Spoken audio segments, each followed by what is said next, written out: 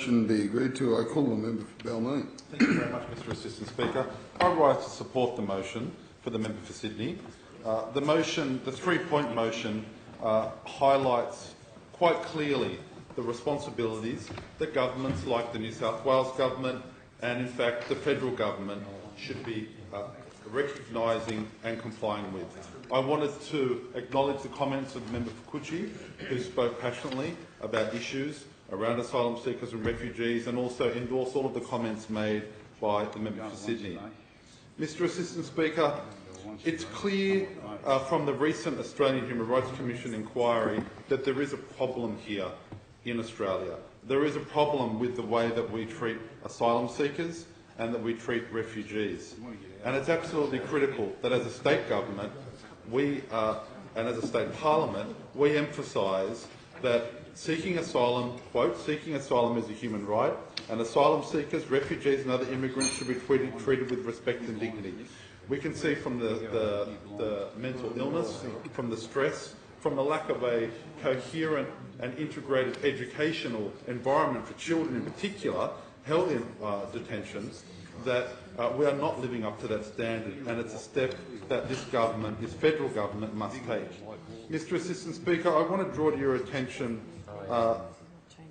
in my view, what is one of the most clear demonstrations of the sickness in our policies around asylum seekers, and that, of course, is the death of Mr Barati. I spoke about this matter earlier this year.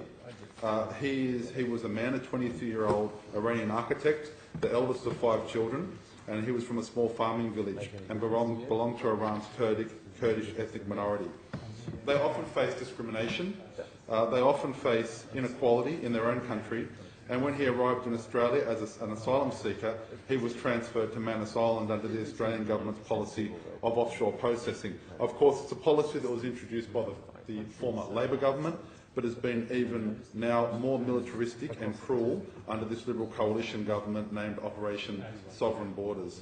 As you know, Mr Assistant Speaker, when riots broke out on Manus Island, Mr Barati was murdered, and his death was a signal and a symbol to so many about everything that is wrong with the form of detention, offshore detention here in Australia.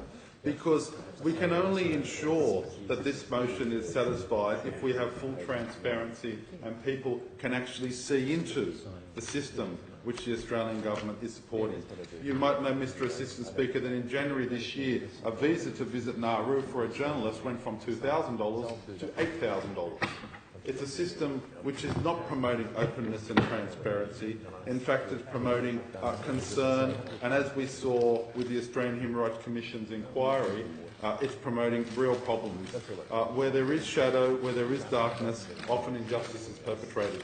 And it's clear that we as a state house here in the Legislative Assembly and as citizens of this state need to take all the steps we can to support those that are fighting for justice and dignity for asylum seekers and refugees. I'd just like to conclude, Mr Assistant Speaker, by acknowledging the member for Sydney and acknowledging the government supported this motion. I respect that and acknowledge that commitment. I also wanted to acknowledge the work of the Refugee Action Coalition, Balmain for Refugees in my electorate, Amnesty International and the Asylum Seeker Resource Centre, Welcome to Australia, in particular for their work supporting a just and humane approach towards asylum seekers and refugees. Thank you.